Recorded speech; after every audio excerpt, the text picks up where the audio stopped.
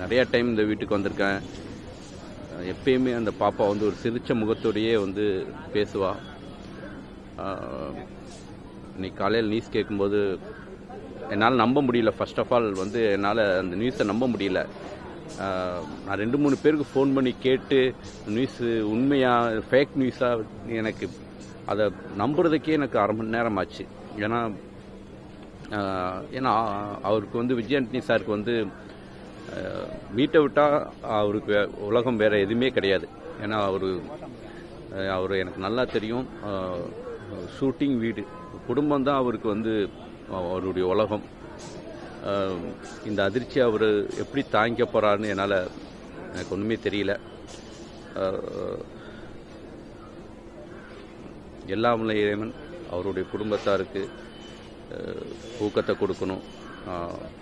அந்த குழந்தையோட ஆத்மா, அந்த பாப்பாவோடைய ஆத்மா சாந்தி அடையணும்னு இந்த நேரத்தில் வேண்டிக்கிறேன்.